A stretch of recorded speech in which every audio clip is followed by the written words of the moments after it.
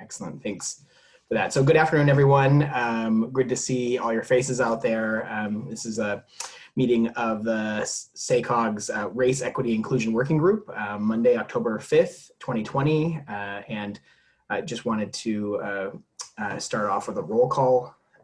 If Lynette, if you could do that. I don't know if you want to officially do one or if you've got just people noted. I'd be happy to take a roll. That would be great. Thank you.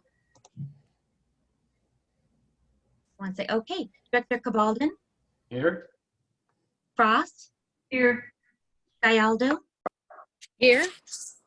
Harris. I don't see him yet. Absent. Jennings. Here. Joyner. Here. Lozano. Here. Zaragoza. Here. Thank you. Saylor. Here. Chenier. Here. Spokley. Here. Thune. Absent. Co-Chair Frericks. Here.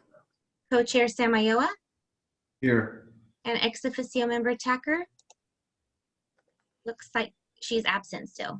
Great, thank you so much, appreciate that.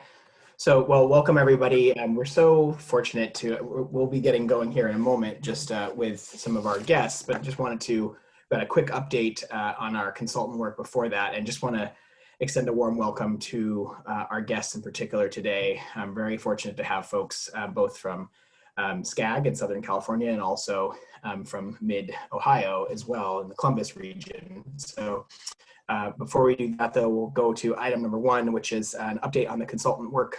Monica Hernandez is going to provide us an update with work that's going on with the McKenzie Mac Group. Thank you, Chair Frericks. I apologize in advance for any background noise. Lynette, if you'll alert me, and I'll try to change microphones or such. So good afternoon, members. I do have a brief update on where we are with our consultant contract with the McKenzie Mac Group and what's ahead for all of you and the SACOG staff. But before that, I just wanted to take a moment to thank and acknowledge you all, our staff and our external partners for digging into this important and challenging work. I know it's not easy as one of the people on this journey as well. And there's not a quick answer and a quick path and not even a straight path. So I just wanted to thank you all and thank all of our staff and our partners. So I'm going to share my screen here in just a moment.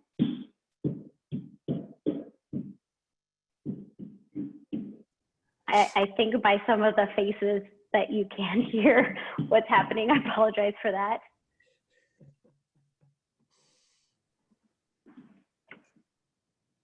Hey, construction is good, Monica. Right, exactly. It is. We're definitely keeping folks busy. So here's the quick reminder of our timeline here. And we are currently in the discussion and dialogue phase. So in the research and discovery, we provided a significant amount of documentation related to a lot of our practices internally, historical planning materials, our current MTP, previous MTPs, etc. And then, as all of you know, and some of our other board members who are not on this committee who volunteered to participate, we are in this interviews with stakeholders. So it's this entire group as well as a handful of other board members. And then we have a list of external stakeholders as well. Once that is concluded, the McKenzie Mac Group will work on preparing the equity framework and the final report. And in November, for this meeting of the Race, Equity, and Inclusion Working Group, we are planning to have the 90-minute session with the consultants and all of you based on their framework and findings for dialogue. And then that can tee us up for 2021, December and 2021. I did want to note, because we have been asked by you, what is the process for SACOG staff? So SACOG staff, there will be approximately a third of our staff interviewed, and that list was developed based on trying to have a diversity of tenure at SACOG tenure in employment, so where people are in their careers, and then all of the various departments or teams of SACOG represented, and really not wanting to have an over-representation of management in that as well. So with those key interviews, McKinsey Math will also develop an online survey that will go to the full SACOG board and the full SACOG staff to kind of help formulate their final recommendations. So that's where we are right now. Expect more for the remainder of this year, and I will stop right there. Great, thanks so much, Monica. I appreciate that update. Is there any members of the group that have questions or any comments for Monica? And appreciate, again, the sort of concise update from staff is sort of the laying out next steps and sort of the work done to date. Any questions, comments? Not seeing any on the screen and not seeing any hands raised. So, okay, great, appreciate that. So we will move ahead then to item 2 on the agenda, if that's all right. So the the next item on the agenda is, is a really, we're so honored again to have folks here from different parts of the country that are been working on these issues already in the MPO world. And so this peer exchange and sort of discussion is really important, I think. There's a brief staff report. It was included as part of this packet about this peer exchange opportunity, but there is no, I think, staff presentation necessary. So I'll just go ahead and sort of kick off the item. So again, really happy to have our guests today from Southern California Association of Governments, SCAG, and Mid-Ohio Regional Planning Commission, MORPEC. From SCAG, we have Executive Director Kome Jise. Kome, congratulations on your relatively new role as Executive Director of SCAG. I'm very happy to have you with us today. And then also we have Board President Rex Richardson, who is a Long Beach Council member. So thank you so much, Council Member and Mr. President. Appreciate having you with us. And then from MORPEC, we have Executive Director William Murdoch, and thank you for joining us. And Dawn Tyler Lee, who is Deputy Chief of Staff at the City of Columbus. So really happy to have all 4 of you with us today. And we know that we're of course, we're not alone on this journey. And we at SACOG have decided that there's of course, need to be more intentional about race, equity, and inclusion in our work. And it's really, I think it's really helpful to have other peer agencies here to talk to us about the work that you have undertaken thus far. For colleagues here at SACOG, this peer exchange is of course anticipated to be an informal dialogue. So we hope you'll be thinking about potential questions you might have for these other agencies that are on a similar path as ours. And clearly, I think we all have an understanding that none of us have figured this out completely, or we wouldn't be here and sort of having this kind of discussion. So I think it's a really important opportunity for us to just learn and listen and discuss with other regional agencies like ours. So before we sort of dive into that discussion, I'd like to invite both SCAG and MORPEC to give us a little bit more of an introduction about their respective agencies and their work. We'll start with SCAG, and I'll turn it over to Executive Director Ajise and/or President Richardson. Please go right ahead. Go ahead, Rex. I was going to kick it to you first, Kome. Go for it. I'll fill in the gaps. Okay. Well, thank you all for inviting us. I really appreciate the opportunity. We had a chance, some of our staff and your staff had a chance to have a brief conversation, I believe last week, and already know that we're going to be learning from you on this. For those who don't know, SCAG is an MPO just like SACOG is, just happens to be the largest one in the country. With we have 6 counties and 191 cities. So we have 197 member agencies at SCAG and serve 19 million people and growing. So that's the range of our coverage as an MPO. We had started to have a conversation about, I don't need to introduce what an MPO is to you guys, so I'm not going to even attempt to start to do that, but just specific to the conversation on social equity, with the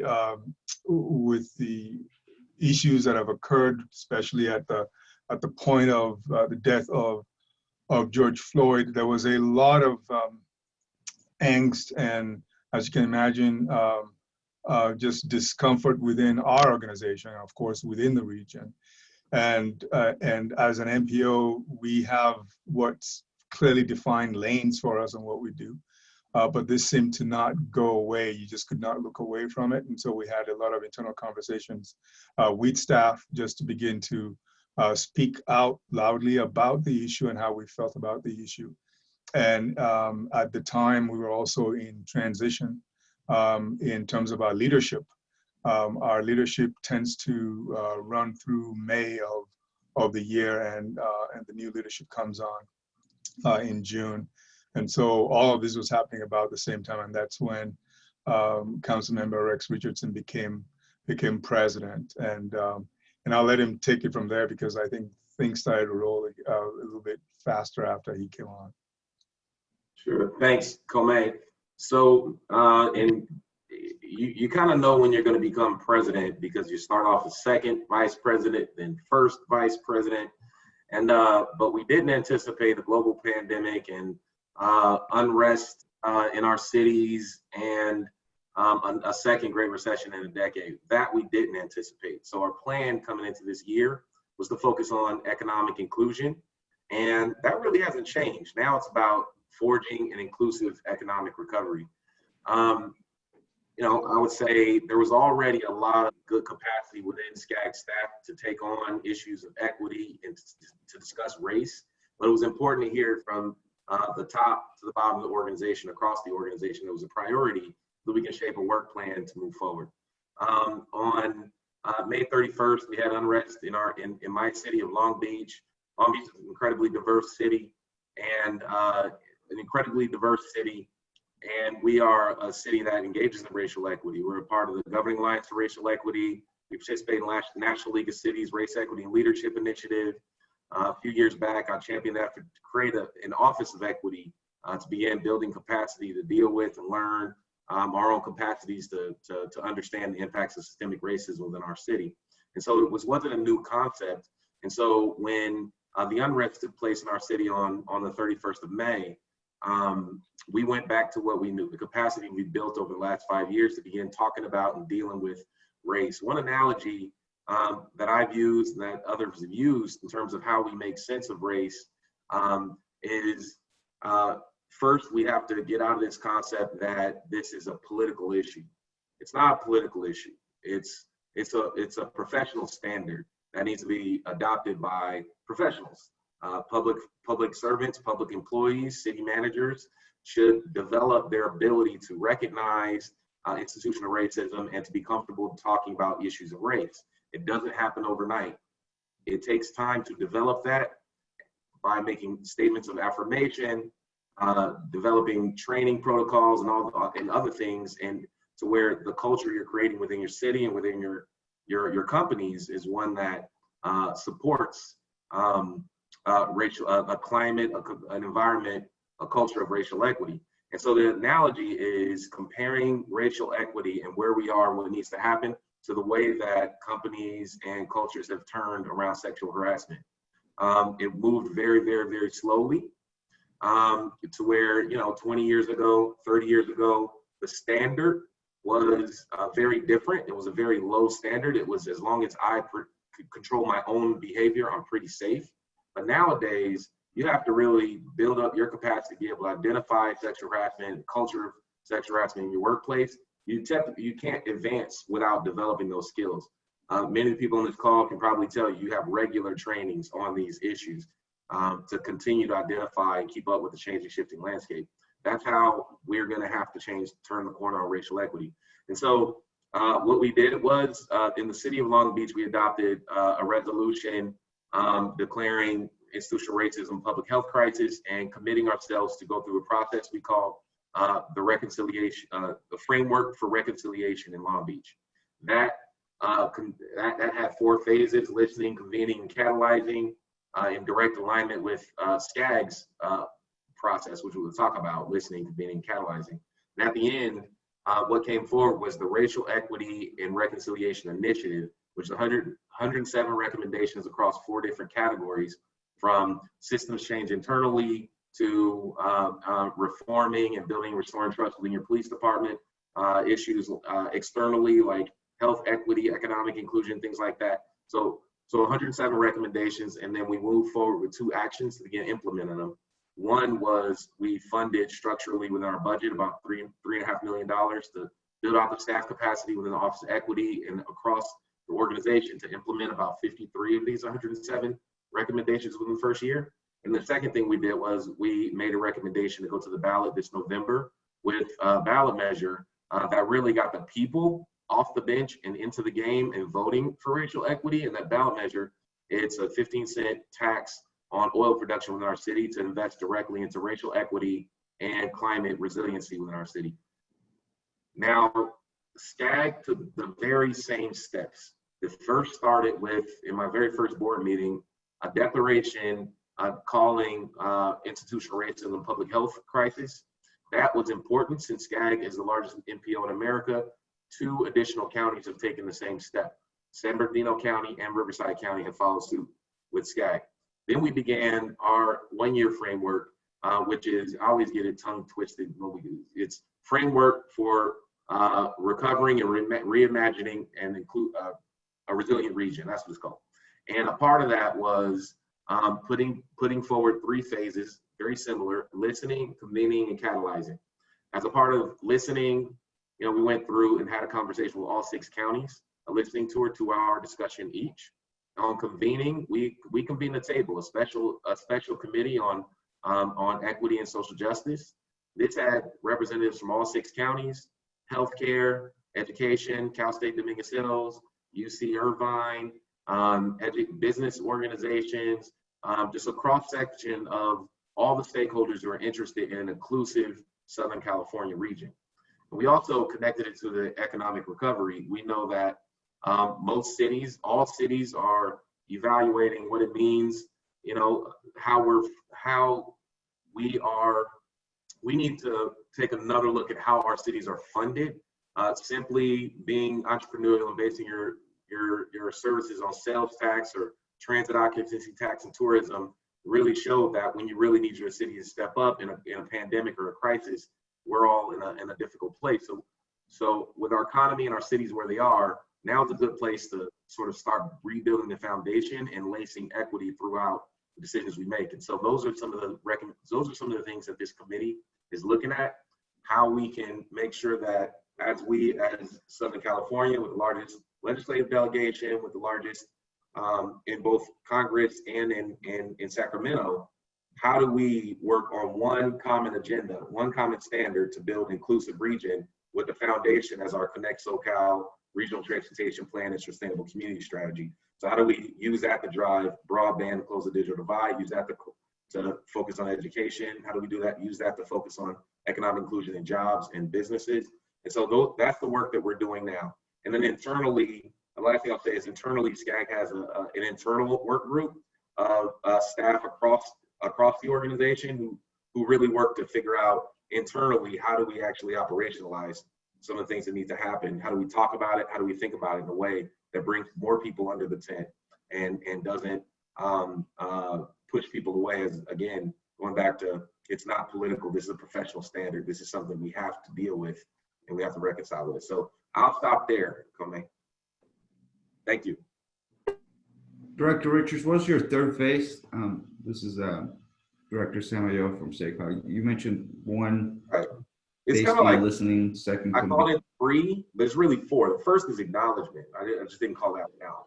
The resolution is really acknowledging institutional racism. A part of this is get out of the conversation of whether it exists or not. You're a racist, I'm a racist. This is not about calling individuals racist. This is about systems. If your system has patterns of disparity, that's not by accident.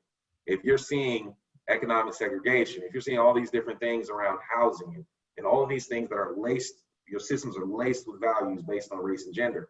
And so you start off by just simply acknowledging. So first phase is acknowledge institutional racism exists. This is not the conversation we're having. We're talking about how we close gaps. Then listen. So you want to listen to impacted people, understand how they are impacted by the systems that you set. the systems that we're all a part of, and then convene, put the right people to the table to be able to deal with what people have said and how that reconciles with data. If people are telling us one thing and the data says something different, how do you deal with that? What if people are saying one thing and the data says the same thing? That we don't feel included in our economy, or we don't know how to, we are having a difficult time with, telelearning and all these other things. What does the data say? So convene, bring your stakeholders together to begin working on it. And the last one is catalyze. So put together a plan. That plan should be comprehensive and tangible, work with peers, look at what other people are taking on, see what's within the realm of possibility, short-term, immediate, short-term, and long-term. So that's your plan needs to have that. I'm gonna probably drop the Long Beach Racial Equity and Reconciliation Initiative into the comment section so you can look at some of that. It's a little bit further developed, more further developed than where SCAG is. We're probably a month ahead of where SCAG is, but the SCAG is more regionally. And since you all are a MPO, you can probably learn a lot from how SCAG is going about this, given we have very, very diverse points of view within the SCAG region. You have Riverside, San Bernardino, but you also have LA. So politically, we're very, very different, but we had a broad support at the board for taking these steps. Thank you. Sure. Great. Well, thank you. I thank you both. I mean, I don't know, Kome, if you have additionally anything else you want to add right now, or Sure. I know, Rex, I think you have to head off by about 2 o'clock. So if there are questions that folks have, anybody that has any additional questions for the folks from SCAG, I think it'll be good to sort of ask those now before we will transition over to our guests from MORPC. Kome, anything else you want? Yeah, so I think I am glad Rex brought up the issue of acknowledgement, because that was one of the elements of the board presentation and the resolution that the board approved overwhelmingly, was to first understand that we do in fact have institutional racism. Oftentimes we don't, and in our case, we have some surrogate data that we use to represent this disparities, but we don't call them out. We use income disparities, for example. We don't talk about racial inequities. When in fact, when you look at income disparities, they fall clearly along the lines of racial inequities. Same thing with population segregation. We see that across our region. That's also institutional. So that was a very important point to allow us to be able to then focus on, as we are listening and convening, to begin to focus on the main thing as opposed to grasping at the shadows that we've basically worked off of. I think the last thing I'll add is internal to SCAG, we had been working, coming into the year, actually, we had been working on equity, and we had a really, what we thought at the time, a robust equity working group, and had a lot of CBOs at the table with us, especially for getting done our regional transportation plan that was adopted by our board fully in September. We had a more robust input from community-based organizations. So we had that coming in, and what the moment of racial reckoning that we're in afforded us is to actually grow that up a little bit more.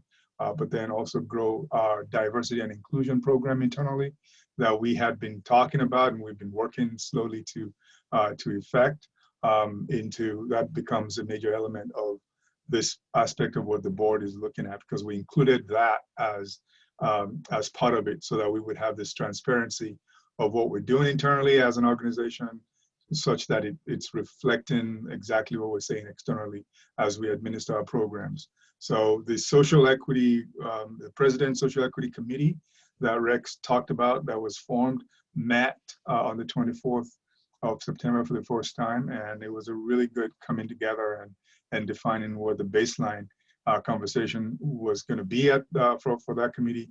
And we're going to continue to grow the work of that committee to essentially provide input into how SCAG evolves its social equity, racial justice program and how we might reflect it through the programs that we operate, and ultimately even up to and including amendment of our bylaws if in fact we find some element of bylaws that are inconsistent with social equity.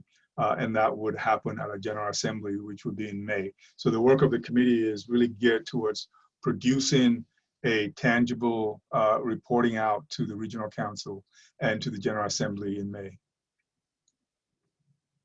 Great, thank you very much for that additional information. So we have, we will transition over here in a moment, but we got two hands raised. So Director Jennings and Director Cabaldon, and then we will transition over to our additional speakers. Thank you. So I thank you very much so far for the report. I think you've answered one of my questions because you talked about moving towards a date in May to come forth with recommendations. So what I was trying to figure out was what are the next steps based on where you've been so far?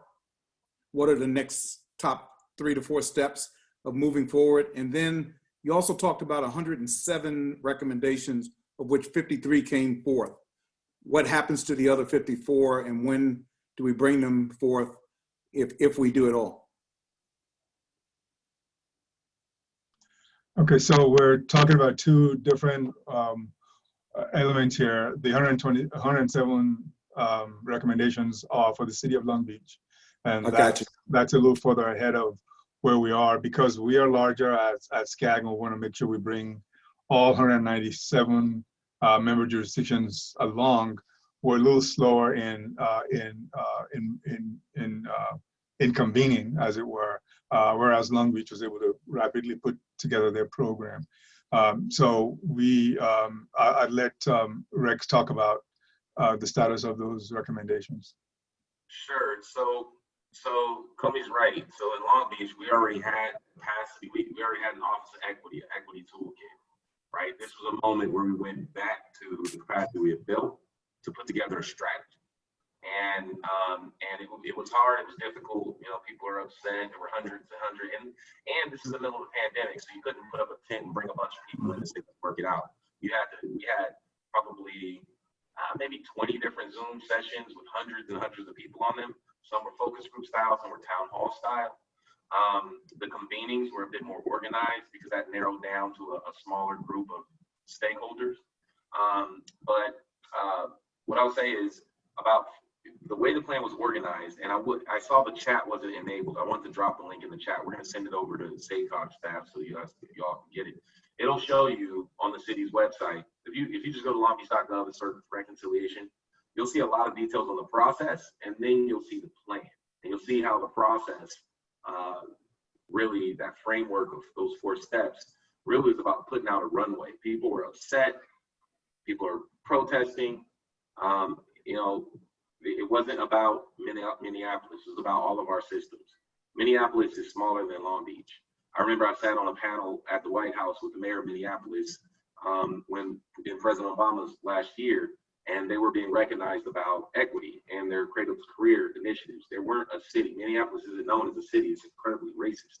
They're, for the most part, a democratic, modern city. And the sense is, if something like that could happen there, it calls on all of us to check under our hoods and reevaluate our own commitment to racial equity, and whether we're just, you know, whether it's sort of just statements or whether this permeates and is baked into our organizations. And that's the conversations that cities should be having now. How do we make sure, as we think about a modern resilient city, it's a city that doesn't have cultures of, a culture that doesn't allow a lot of transparency within your police department, or isn't afraid to look at data, stop data on whether the people who are riding bikes on your streets or driving on your streets or walking down your streets are being stopped at higher levels because they're Black. These are the times to have those conversations and look at best practices on how you do it. So that's what Long Beach did. 53 of those 107 are being funded in this budget. Just went into effect October 1st, and should Measure US, the local oil production tax pass, that generates another $2 million that goes into this, but that's going to have a lens of climate as well. We have a climate action adaptation plan that's not funding. And so a part of this is many in your cities probably have a bunch of great plans, My Brother's Keeper plans, violence prevention plans, health equity indexes, and all these other things. But are they structurally funded? And now would be a time to look at how you structurally dedicate funds, not just internally, internal capacity, but also external to build up your community capacity to turn that corner. You got to think about how we can structurally fund some of these strategies, because it makes your city more resilient. Got it. I don't know if that helped answer your question. Yeah, It Councilmember makes me Jennings, know that I need to come to Long Beach and study what you're doing a little bit more. so you had two Well, questions. I wasn't sure if we answered both of them. By the way, I'm in Council District 7, by the way. That's where I'm sitting right now. I didn't hear. I said you had two questions. I'm not sure if we answered both of them. We did answer the 107 recommendations. And by the way, I am in Council District 7 in Sacramento right now, just so you know. Oh, you mean you're a constituent? Yes. Okay. That means I have resources that I have not reached out There to. you go. What was the second question? Missed the second. What Councilmember was it? Jennings has been holding out on us here. We need to know we got the resources. Rex, go ahead. I'm sorry, I didn't mean to cut you off. I missed the second question. I thought he had two questions too, yeah. That's fine. I'm good. Okay. All right. Great. Thank you for that, Director Cabaldon. And then we'll transition to our other guests. Yeah, thank you, Mr. Chair, and Kome, great to see you again. Same here. Good to see you again. That's terrific, and Long Beach really is a pretty extraordinary place. Thanks for joining us, Rex. And I guess I'm partly encouraged that we're at more or less the same place right now in terms of what we've done so far, what we're doing right now, and where we're headed, which kind of makes sense given our dual roles as COGS and MPOs in this space. I guess I'm also looking at what your council adopted in July. I've been intrigued by it because it's clearly carefully crafted, and I'm wondering, Rex, if you can give us some insight about the Moore Park and Eastvale and Big Bear Lake, some of your other colleagues on the executive committee, which they're not Long Beach, they're not Sacramento, they're not West Sacramento. And our region is, we are a microcosm of the country in a lot of ways. So I'm curious if you can share us a little bit of insight about sort of how that process has been going in terms of the sense of urgency and collaboration and all of that. Second is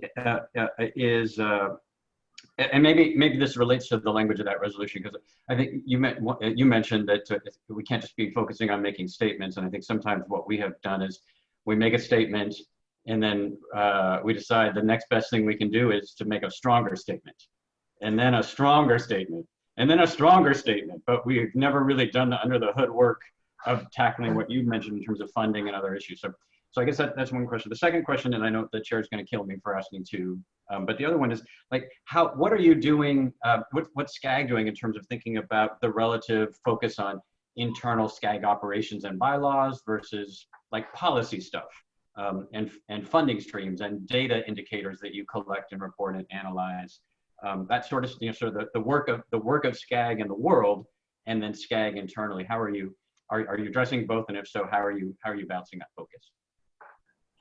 So in terms of the first question, yeah, SCAG is a very diverse region, so you're absolutely right. And a part of it is some people don't want to participate because they might be afraid to say something wrong. I'd rather be quiet and not say anything, because if I say the wrong thing about race, then I'll be called a racist. So part of it is right at the beginning, just acknowledging this is not about you as an individual. We're talking about these systems. Systemic racism is something we all are a part of and contribute to, and we all need to be more aware of it. And here, one tactic is asset-based framing. Focus on the way it impacts people as assets, right? If a young person doesn't have the same opportunity to thrive, or to go to school, or to, your generation is more burdened with debt, and all of these other things. And the amount of jobs are more low-tier service jobs, and access to professional jobs, you know, that ladder is going away. You got to connect as the human before you come in with the statistic, because people will turn off. If you just go straight to the disparity, it turns into the conversation of, well, if those Black boys would have done this better, or if that teacher would have done better. You talk about their experience and then the disparity within the system. So you kind of bring people along. So you have to be delicate in how you do it. Also, you got to, sometimes you have to be okay with letting people just deal with just as much of it as they can deal with. That's okay, right? So some people, you know, we have some board members whose cities are very, very heavily law enforcement. They cannot come in talking about defund the police and all. They will lose their council seat by playing these games at SCAG. It's a non-starter. So guess what? We didn't address defund the PD. We didn't do it. It's a regional government. We don't manage police department. We focused on what we do: transportation, land use, housing. These issues, we do have a role in. People do follow what we do. We manage the regional transportation plan, the regional housing needs assessment. All of these things are laced with race, and it does have impacts. And it's just about developing the capacity for people to understand what modern day redlining might look like. Maybe it's, you know, single family zoning. Maybe it's, you know, coming up with land use plans that are very, very restrictive, or plans or strategies to not approve permits or other things. Those are modern day tactics to encourage segregation. So those are some things you have to do. Just kind of pick your battles. City council, you're gonna have like law enforcement battles. SCAG, we acknowledged it, and then we moved on to the things we can impact, and that was our strategy. We didn't get into a lot of the other stuff. On the internal, That one was for you, Kwame. yeah, you did ask about the internal. We actually have a diversity, equity, and inclusion process that's been in the works, and expect to bring a report to the board on what we've done. We actually had been working on this prior to this year. And the report had not been necessarily one that was going to be public. It was just an executive communication type activity, and talking to staff about what we're doing differently. Moving to a system where we anonymize applications. You don't see names, addresses. You don't even, I think we're now talking about not showing schools on applications, and just judging the applications based on the stated qualifications in terms of screening. So trying to get to a point where we are giving everybody as fair a shot as possible, because you can imagine being in the LA region, we get a lot of. We just did an application for about 6 openings as assistant planners. We had 800 applications. Yeah, and so try to sort through that and not end up with picking somebody from USC or UCLA, I think is one of the things that we're trying to get away from, because we have a very good representation of those 2 schools in our environment. And as somebody who went to a CSU, I kind of feel slighted about that. So I have something to say about making sure we create some anonymity where schools don't weigh in. So that's one example of things that we're looking at, but also being very conscious of how we are reflecting the population distribution of the ethnicity in the region within our organization is also called out. And so every single one of our executives is focusing on that as well. And so we have an internal social equity working group that I think Rex mentioned works across all of our agency departments, and they are also staffed to the social equity committee. They happen to have been in place. Now we use them to further staff the social equity committee, with the potential that they will get some input from that group, because now we put ourselves out to where we need to report out what we're doing internally.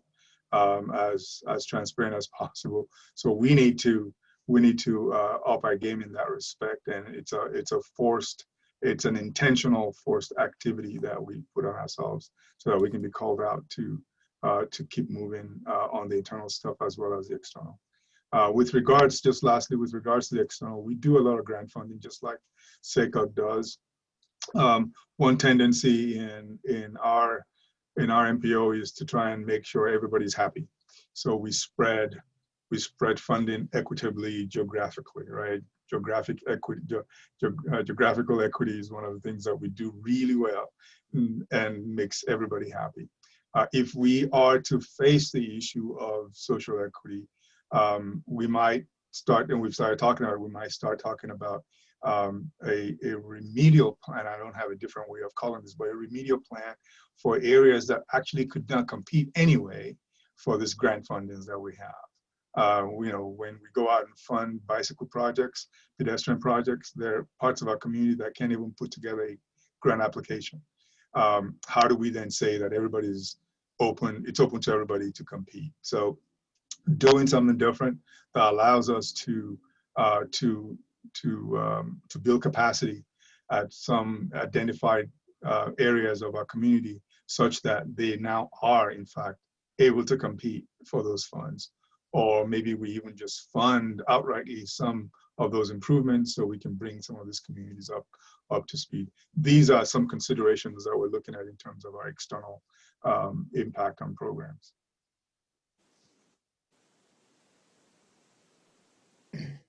Thank you very much for the responses to both those questions.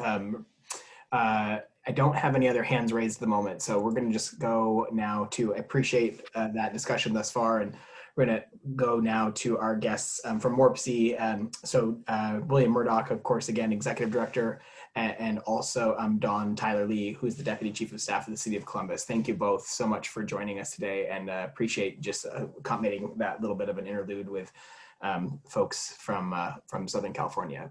Thanks so much. Go right ahead. Well, we appreciate the chance to be with you, and it's great to see our colleagues from Southern California, and I was taking all sorts of notes, so we're going to follow up with you, Koma. But we also appreciate the chance to be with you in Sacramento and to share a little bit of the work that we've been doing. And I have with me the chair of our diversity task force, Don Tyler Lee, and thought we'd do some level setting first. So I'm going to try to share my screen real quick here.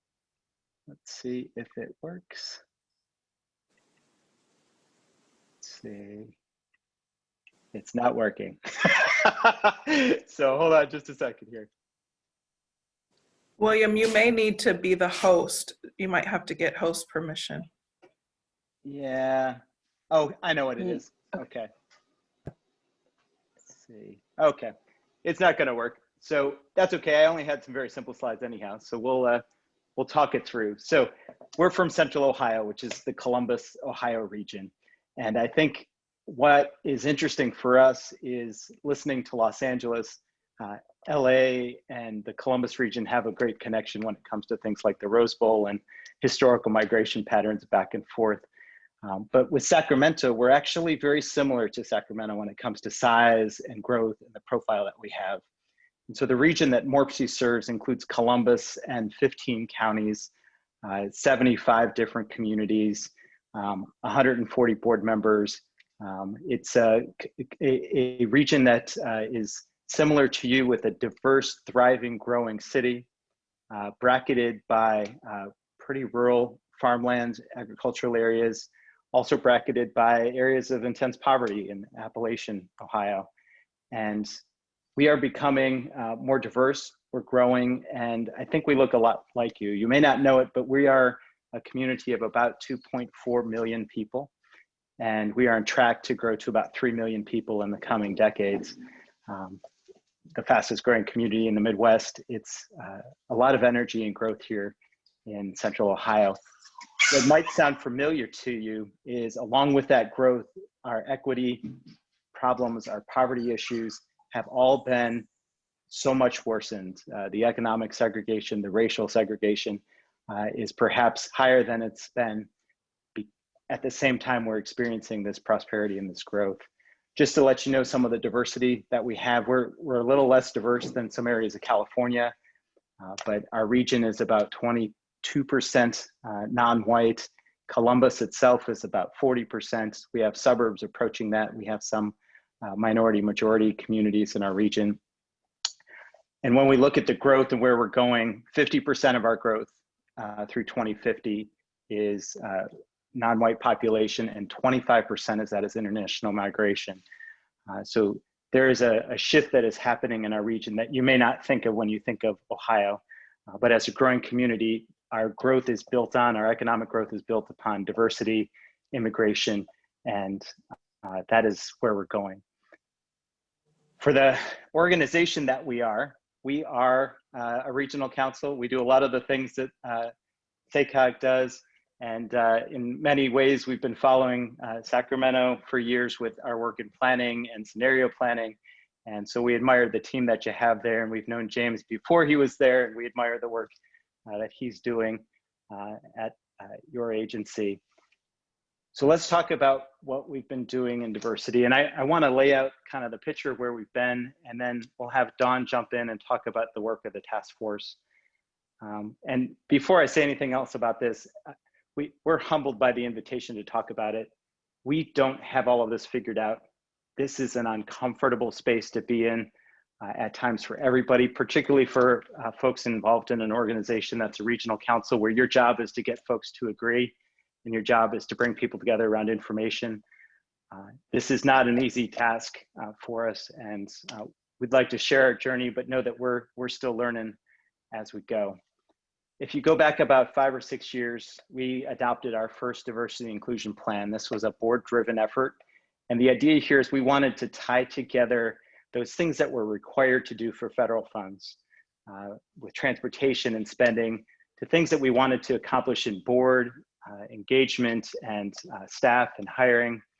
And this is something that the board at the time took seriously. We adopted, and for a number of years, we were reporting on it regularly to make sure that we were keeping them up to date on what we were doing.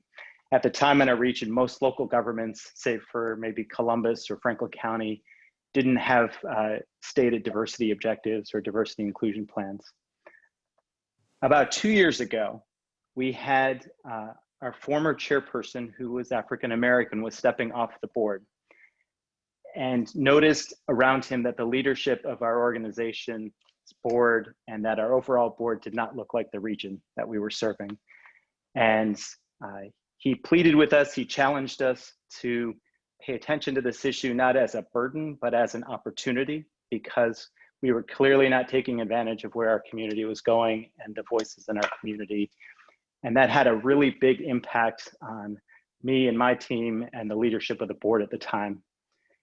And so we reacted to that 2 ways. And one, we set up a new focused internal D&I effort that was really honed in on the shortcomings of the goals that we'd set. So there were a few things that we were measuring, but we were not seeing impact. Things like minority business purchasing was not impacted, or staff recruitment, or things that we were reporting on, but not acting to change, where our actions weren't having impact. This internal committee was really important. We had a board advisor, but it also, I decided as executive director to be involved directly and to have that report to me and to be paying attention. And this is one of those things that you learn is, even if you're doing it, if you have a plan, if it's not showing impact, and if the leadership of the board and of your staff is not engaged in seeing those metrics change or in reevaluating things, it's really just checking a box, if I can be blunt. So what I'm seeing with your organization and with James and your staff is you're not doing that. You're taking it further, and I applaud you for that. The other thing that we did in reaction to this challenge about 2 years ago was to set up an external group that we called, for various reasons, the Diversity in Local Government Task Force. And I think we shared the findings with you. But the idea here was to bring in outside stakeholders from various diverse communities and organizations, and some board members from around the region, to ask them, quite frankly and simply, how is MORPC doing? How are we connecting to your issues? How are we working with you? We informed that with data and demographics. We also had a consultant help us through that process. It was about a year long. And it was a really significant effort for us that we are still working on implementing those strategies. As I turn this to Dawn to talk a little bit more about her experience as chair of that effort, this doesn't happen in a vacuum. So we have the good fortune of having the community of Columbus that about 2 years ago, their mayor, probably before that, Don, I should be fair, their mayor made equity and racism a focal point of their efforts. At the same time, our large county that we sit in made poverty and some of the structural issues around that focus for what they were doing. We serve well beyond that region. We have a much more geographically diverse board, but we're doing this in the context of our two largest entities being very supportive of what we're doing. And that's been helpful. So Dawn, do you want to jump in here? And I should thank Dawn publicly on this board. She led an effort that was difficult and emotional and transformative for us. And she has a really important day job too with the mayor of Columbus. Thank you, William, for the introduction, and thank you to our colleagues on the West Coast for the invitation to be with you. And William asked me to join you for today's meeting. I kept checking my email for my e-ticket so I could fly out to California and be with you, but it never came. And then he told me we'd be on Zoom. So here we are. So I'm sorry, literally sorry not to be with you in person, but certainly appreciate the opportunity. What I thought I would do is talk a little bit about the charge of our group, the process that we used, some of our high-level findings or themes that we developed, and then just some food for thought as you all are doing this similar work. I first really want to celebrate and applaud William and the board leadership at the time and the board leadership now, because we know things like these don't move without leadership from the top. And so to take the stand and say we can do better, and we're going to bring external partners in to help us do better, really is a bold step. And I apologize for the grandfather clock that's ringing. Of course, it always happens right when it's my time to talk. But that's a bold step to say, folks, come in, ask questions, poke holes, and tell us how we can do better around this issue of race and diversity. So that's really, I think, the first key is that it has to come from leadership. And so I applaud all of you because clearly you've made those same statements with this organization. You know, as William talked about previously, I don't know that anything that we did is going to be rocket science or earth shattering, but it's taking that public, very bold and public stand that says this matters and we want to take a look at it. And so we'll talk a little bit about some of the things that we did. So again, this work was about 2 years ago. I had to go back through my emails and check the time. We started in about June of 2018, and our committee work concluded around October of 2018. And then the board approved a resolution in December. So our world has changed significantly since that time, but some of the work that needs to be done remains the same. So this was a couple years ago, so just wanted you to have that backdrop of timing. Our committee was about 18 people. We had folks from the public sector, the private sector. And when we talked about diversity, we didn't just talk about racial diversity, but we had age diversity. We had some senior advocates who were part of our committee. We had elected officials. We had people from Columbus, a very urban area. And then as William mentioned, we had some representation from some of our contiguous counties who are a little bit more rural.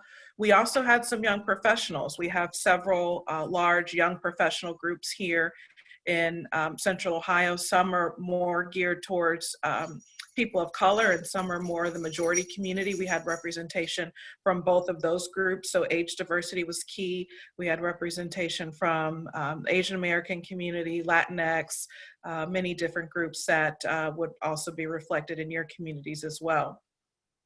We did have a trained facilitator, someone whose body of work is around racial equity and inclusion. And so that was really helpful to have his expertise to help guide us on the path. But then we had dedicated staff people from the MORPC team that William made available to work with us as well. So there was that strong structure in place.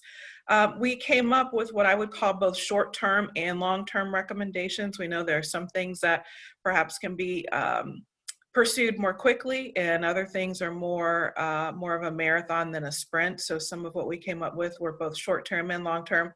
And some of our strategies I would put in the bucket of traditional, and others I'd put in the bucket of more non-traditional. So let me just walk you through kind of the 5 themes that we came up with. And we've got a document around these that we can send if we haven't already. But the 5 themes were pipeline, structure, regional training, and community engagement. Maybe it was 4 themes. Did I miss one? 4 themes. So let me just give you just a quick snapshot of what we meant by those. So the pipeline, as in many different professions, we know that folks are going to be retiring, and we need a new crop of talent, if you will, to move into many different professions across our community. And the same holds true for those types of roles that are within regional planning. So we wanted to pursue opportunities to engage young people, and we define young people in 2 different ways. First of all, as high school students, and one of the ideas we came up with was to have meaningful ongoing engagement with young people who may not even know some of the career opportunities that exist in the areas that we all work in and day out. The old saying is, if you can't see it, you can't achieve it. And so how do we expose even young people at a high school age to some of the different opportunities to move into fields in planning and transportation and land use and zoning and housing and all those kinds of things. We also talked about young adults when I mentioned having some representation from some of our young professional groups. We talked about how we can have a greater presence, how we can engage folks kind of in the 18 to 36 age bracket a little more intentionally, and both with the high school students and the young professionals. We also wanted to make sure that when we are having our public meetings and roundtables and different places for communities to give input, that we're being intentional about extending invitations to our students and our young professionals to share their thoughts on different planning processes that might be going on in the community, to gauge their input and feedback, and create a welcoming space for them to be involved. Around structure, we talked about what kind of governance changes did or could MORPC make to strengthen the diversity. So the 140 member board that William talked about that governs his work, the board members are appointed by virtue of their elected position, or the elected official may appoint people from their community. And I'm sure that's probably similar in Sacramento. And so if you've got a community that maybe doesn't have African-American elected officials or other elected officials of color, how can you create some of that diversity? So we looked at how we might be able to loosen some of the rules and regulations around the appointing authorities, so there could be greater flexibility. Maybe there is a nonprofit leader or a business owner in the neighborhood or in the community who might be able to join some of the work, and looking at where we were kind of tying our own hands maybe unnecessarily at times, and how we could loosen some of that to bring some new voices to the table. And also being intentional about bringing voices to the table through the committee structure. So at MORPC, there's a committee structure, and then there's the full board. So using the committees as a place to bring some of those diverse voices in, and then perhaps elevating those folks to the board at the appropriate time was another strategy.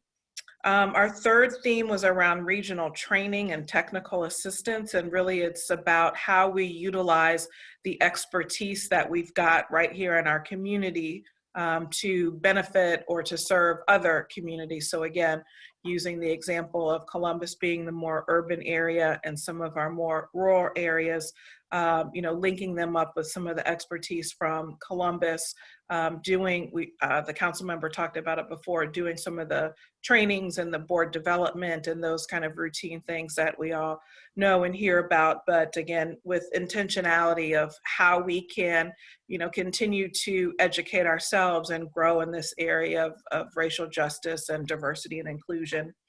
And then finally, community engagement. And that is really thinking about, again, how can we more intentionally engage different groups, being more focused on inviting groups in to present to the MORPC board. As an example, we've got the Ohio Hispanic Coalition. So bringing folks in to talk about some of the work that they're doing and seeing where those commonalities exist and where there might be opportunities to work on projects together. And then the reverse, not only inviting people in, but going to where people are. Like many other communities, we have a lot of different ethnic festivals and all types of opportunities to connect with different people. And so even MORPC having a presence out in the community to raise the awareness of the organization and the work that it does is something that our committee thought would be time well spent. So just in terms of a few reflections as I was going through some of the notes from our committee meetings a couple years ago, I had jotted a few reflections, and it might be useful for your work that you're doing currently. And one of the things that came out of one of our conversations, like, what is your story? And as we were talking about MORPC, what is the MORPC story? And what are those compelling issues that bring people together regardless of what the diversity is that may keep them apart? There are clear things that we know unite people. And so really capitalizing on what the story is and what are those compelling issues that we have as common ground. And then as you think about increasing diversity, if that's your end goal, why does it matter to the organization? Why does increasing diversity matter? And if it doesn't, if the organization stays the same, what happens? What are the consequences of an organization staying the way it is right now? And so we spent some time giving some thought to what that looked like for us, and the answer will be different from one group to the next, but that might give you some additional food for thought. And then a question that we really talked about quite a bit is the organization ready to embrace new voices? When you've got a 140-member board, there are a lot of different perspectives, and some people may be ready and some may not. So how do you prepare your organization, whether it's your staff leadership, your board leadership? How do you prepare folks to embrace new voices and not just make a seat for them at the table, but for them to feel welcomed and included? Because if you have people around your table who are not contributing, it's not advancing the end goals. And so really, how do you even prepare an organization to embrace these new voices? And then, really taking a hard look at what is your organization's outward appearance. If someone is visiting the website or looking at your materials, what experience are they having? Are they seeing faces that look like theirs? Are there languages? Are there materials and languages that reflect the voices in your specific community? So what kinds of things need to be done, again, to prepare people to feel connected to your organization? And then what's critically important is who will monitor this work on an ongoing basis. So our committee was a defined start and end time. We were charged with how to bring these diverse voices into the work of MORPC with a 6-month or so time frame, but then where does it live? It can't just live with the staff. It needs to continue to have board engagement and board involvement. And so we encouraged William and his team to think about how that happens on an ongoing basis. And then, what are the metrics? What are the things that we want to point to say whether or not we were successful? Is it metrics across the board level committees? Is it metrics for William and his leadership team? My boss and our mayor always says, if you don't measure it, you don't mean it. And so having some measurements in place to show that we're serious about this work and we really want to see the outcomes. The other thing that was critically important was when the board adopted the resolution and it was endorsed unanimously, the resolution was also passed at the same time the organizational budget was passed. So to have not just the resolution stating that this work is important, but the dollars to go with it spoke volumes, because we've all been part of initiatives and efforts where someone says, go do this, but there's no money to support it, no resources to support the work. And so for William and his team to take a resolution around the ways that MORPSI was going to increase diversity and then put the dollars behind it was very critical. So I commend them for being strategic around the timing to show that both were important, not just the action, but the action with the resources.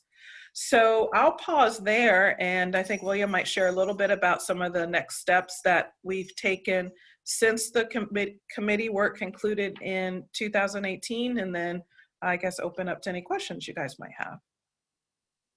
Yeah, thanks, Dawn. And her leadership on this committee was so pivotal. I know you can see that by her passion and her thoughts about the importance of what we did. Since then, we've taken a very intentional approach to try to accomplish everything the committee laid out. And the one thing she didn't mention at the time, we had a debate on staff, on board leadership, saying that list is really long. And some of those things are really hard. We insisted that it be unfiltered going to the board. And since then, we've been able to really move on a couple initiatives. The focus on youth was really important to us because in our region, as we're becoming more diverse, the people that we're planning for are much more diverse than the people on our board. And so engaging them early, engaging them in the process really took on big importance with the committee.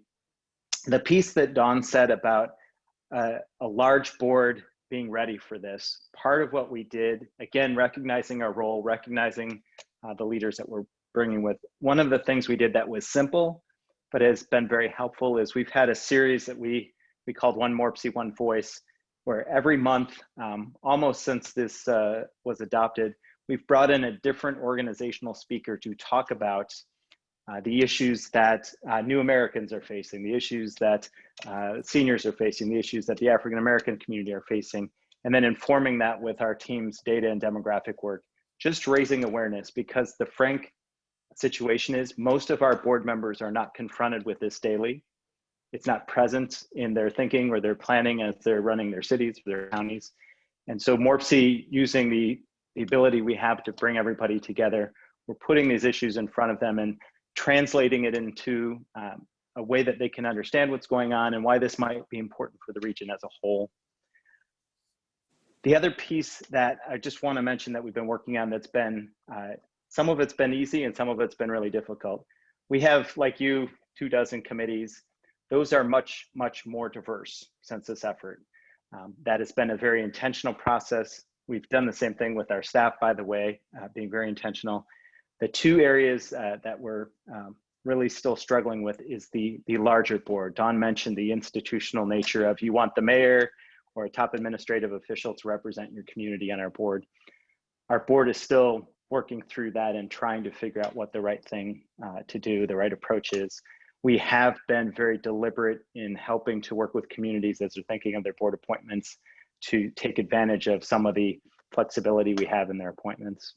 But that's an area that it's hard. My board chair reminds me that the last time we changed our bylaws around representation, it was a 5-year-long effort. And that didn't even get into the issues of race or diversity. So this is something we just have to be intentional and keep pushing on. The other thing that I think might be interesting to you is, so when May hit, May of this year, you know, our region, like yours, was hit with the largest protests in living memory. This also happened in many, many of our suburban communities too. And at the time, our board chose not to issue a board endorsed statement. They felt that the work was speaking for itself, but as the director, I issued a statement on behalf of the organization with their support that talked about the actions that we'd done.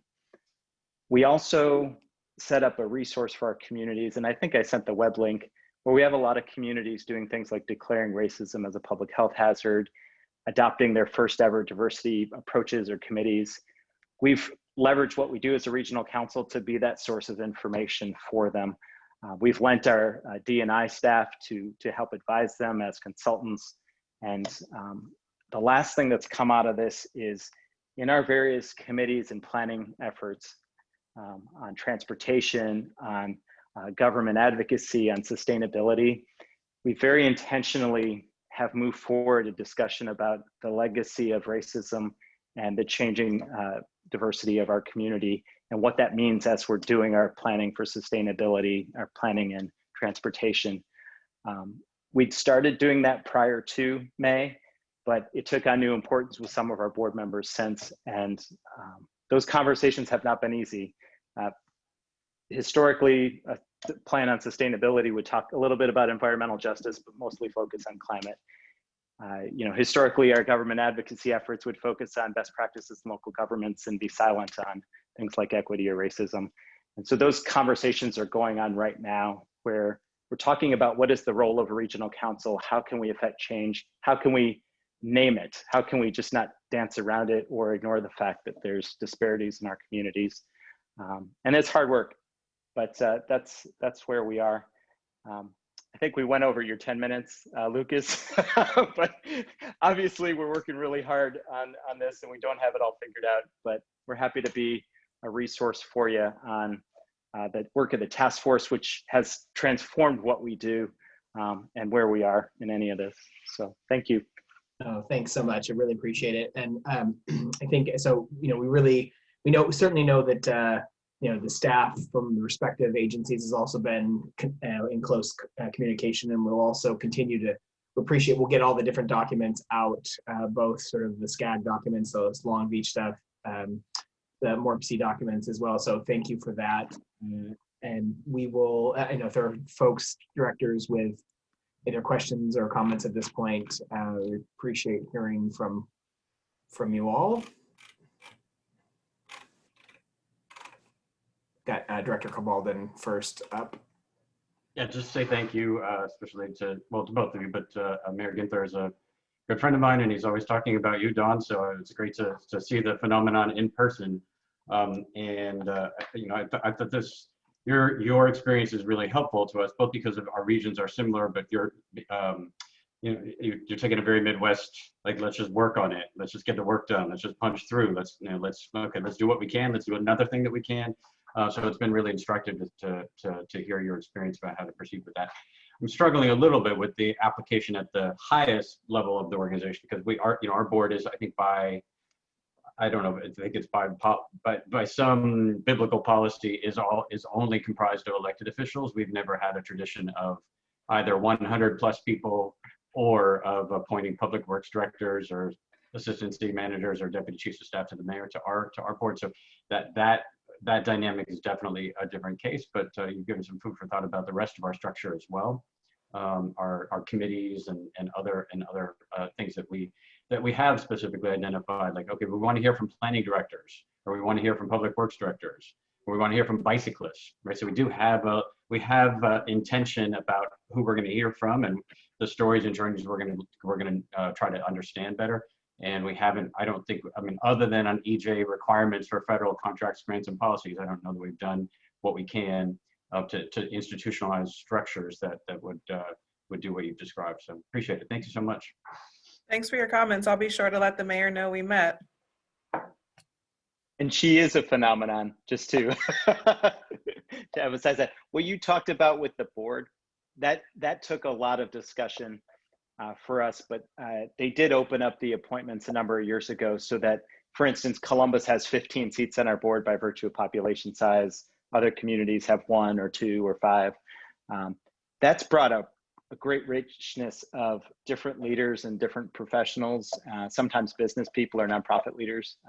The one thing it hasn't brought yet is the diversity that reflects the region. And so that's what's vexing us right now, is how to further change it to do that. We've already got the best that the city of Sacramento has to offer. I don't know about 7 more of them, but. We go for the whole council. So we appreciate, thank you for that. So it's the Director Saragosa, and I've got a question or two as well, and there might be some additional ones. Go right ahead. Thank you, Chair. Michael Saragosa, Mayor, City of Placerville. Thank you all for joining us here today. It was extremely helpful from my end just to hear all of the different initiatives that you've gone through. You know, one of the things I wanted to bring up when we talk about equity was, and I'm wondering, I know Long Beach Councilman had to jump off, but Comey, maybe you may know as well. I'm just wondering where the idea of workforce intersects with transportation and housing and other items. When we talk about whether that's, you know, a local hire or apprenticeship, different things, but knowing how important workforce is to try to get to that equity line, and if any of that has been incorporated into either your points, and I know they'll be shared later, but just kind of want to get your thoughts, or really anybody that's spoken today to our organization. Thank you. Oh, absolutely. I think workforce is critical to our economy in Southern California, just like yours.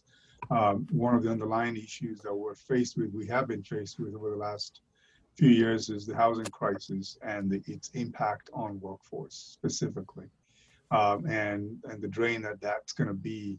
We're seeing that there is a level of disparity in mobility, for example, because of the housing crisis. So there's this notion of driving until you qualify that we see in our region, where people are driving further and further away from their job sites, and so now they're committing to longer commutes. And of course, it's the lower income folks in our community that have those very, very long commutes, and so not having the family and social life that's attendant with those long commutes, besides the fact that it also violates some of our state goals for greenhouse gas reduction. So these are things that just intersect, and we've talked about this notion of intersectionality of the issue of equity, and so we're seeing a need to create affordable housing, workforce housing. We actually call it workforce housing now more so because of that. So that's a major intersection with equity for sure, because we're already seeing some major employers move out, and I think William might be benefiting from some of our employers that are moving out from Southern California to the Midwest. So we're seeing that kind of effect on our economy, and it's a direct effect on especially populations of color. Black and brown populations are mostly impacted by the drain that we're seeing in the economy. Thank you. I would agree with that. And I think it's important to recognize that a lot of the structure around transportation, and that if you just follow it as it's set up normally, at least around the country, it focuses on relieving congestion and safety, but it doesn't really dig into the locational disparities of where the jobs are and where the people who could fill those jobs are. And that's something we've been very squarely focused on, and these recent efforts have really looked at even simple things like the way we were allocating funds based on priority. We had a long held assumption that we would prioritize 20-minute commutes. I know in California that might seem crazy, but for transit riders, it was 40-minute commutes. This was just how we did it.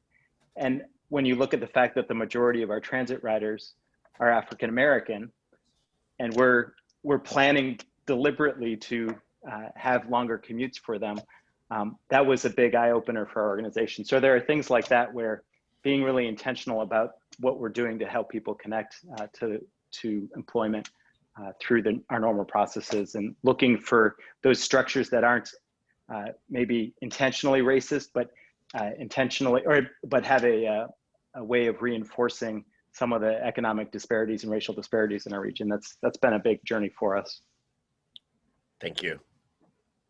Thank you. Appreciate that. Director Chenier's got a question. Thanks, Chair. And I apologize if I missed it. If you could expand a little bit on how you work with young people. I appreciate the thought that those are the folks that we're planning with and we're planning for, and that they're also much more diverse than our current board and much of our population. But how are you doing it systemically so that it's not just a one-off here and there? So the board, or the task force that Don led, had us focus in on two subsets, and one was high school students and one was young professionals. We've had much more success on the young professional front. We've intentionally partnered with some of our young professional organizations. We actually created a summer internship program to place students into local governments. That effort's been focused on connecting to some of our HBCUs that we have in the region to make sure those students are being plugged in. So setting up those regular structures and then being really intentional. We've also, with our events, very intentionally reached out to different organizations of young professionals, Black young engineers at Ohio State University, or minorities in sustainability groups at some of our universities, to make sure that we're not just inviting them to things, but we're establishing relationships, giving discounts, doing what we can to get them on panels or events. So that's been robust. What we had planned to do this year, and which is harder for us because we don't typically work with school districts, is high school students. We had planned an effort where we were going to be working with school districts to get them engaged at least once or twice a year in some sort of planning activity, almost like a regional assembly, but for high school students. The pandemic had other plans for us, so that's something that's currently on hold. And for us too, we're bringing employees into the organization from young professionals and college students, so that was easier for us. Working on high school students is going to take a little more work. Great, thank you. Maybe we can send you some of the work we've done on that. I think we have a really good program. I would love that. Thank you. Thanks. Thank you for that, Director Chenier.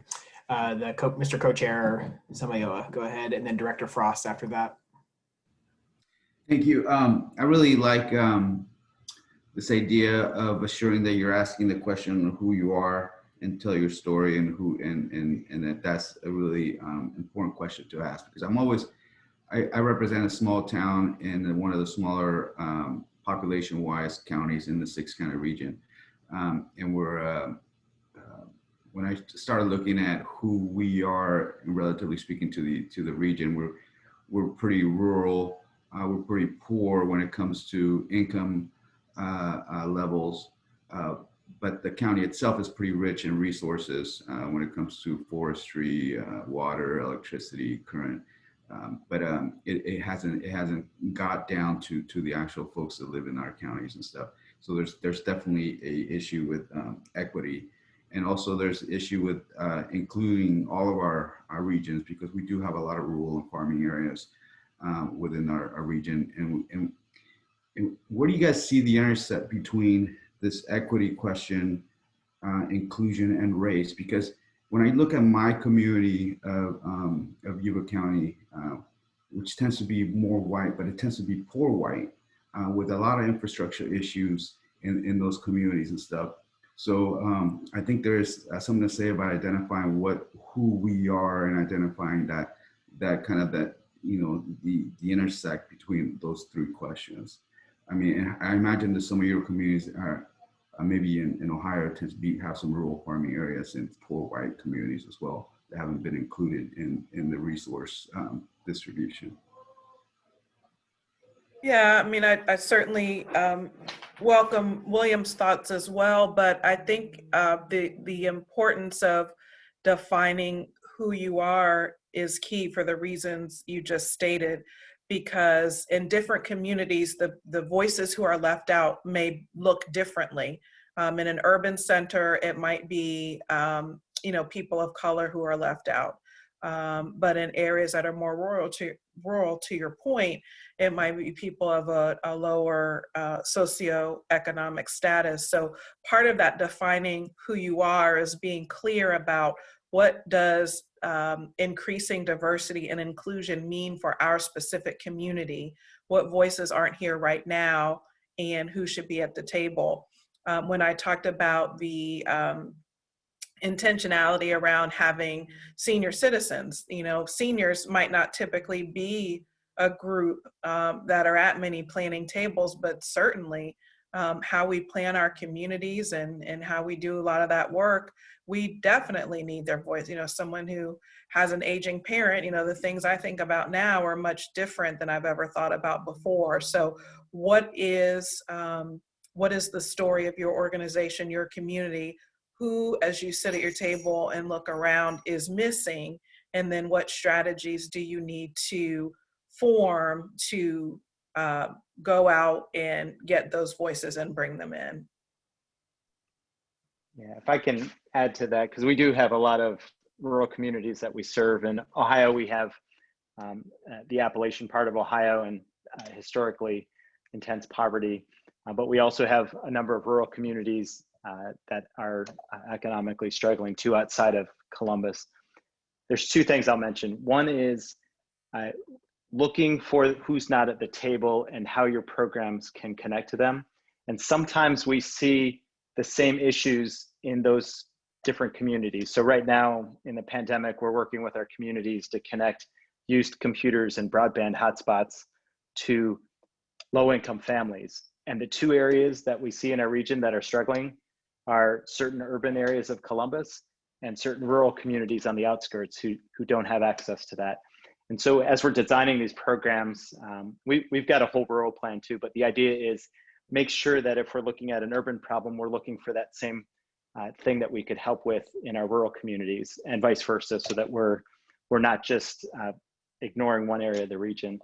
The other thing we talk about a lot is about how this all ties into economic development, and our economic development organization calls it prosperity, where even for our rural communities, we want to be very honest and direct that the growth of the region, the economic growth of the region, depends on our ability to continue to grow, to continue to welcome diversity, immigration into our area. And the companies that are expanding, that are looking at Central Ohio, are asking those questions. And so if we're not paying attention to these issues and we're not talking about it, we're not helping the urban areas, but we're also not helping the rural areas. Some of our largest employers that are looking for this effort and looking for diverse populations are in our rural areas, and they're locating because of some of our region's efforts on that. So not ignoring rural issues at all, making sure that they understand the context of the whole region, and also showing them the dollars and the services when it counts. I don't know if that answers your question, but that's something we think about quite a bit. And we should, because our board is majority rural when you add up all those 140 seats. So I guess I bring it up just because it tends to, I think one of the previous speaker talked about, this is not a political question. It should be more about sustainability and economic development of your region, but it does become a political question because it seems like it's divided by race, and that becomes almost political, right? So I'm trying to find a way that we can kind of find solutions to deal with some of the historical and social injustices that we know exist, in structural, systematic racism within our systems. And we know they exist, but then at the same time, those same systems have also oppressed people of all types. yeah, just a suggestion from our task force. So we had broadened it to people with disabilities and organizations that represent them, because we see higher rates of that in our rural and poor areas in particular. Also, we focused on veterans and their opportunities too. I know these things are different than race, but when we were looking at those voices that were not at the table, those types of voices are in rural communities at larger percentages, and we wanted to make sure that we were honing in on those. And I think that's helped our board, quite frankly, when we're talking about one group facing disparities, when they can also understand or see that we're focused on the groups within their community that are also facing barriers. That's been helpful for navigating some of the political heat around this, or some of the discomfort for what it's worth. So we don't want to shy away from talking about racism, because in our region there's a long legacy that set us up for this, but making sure as we're going forward, we're bringing everybody with us and organizing our programs around. That's been important to the message.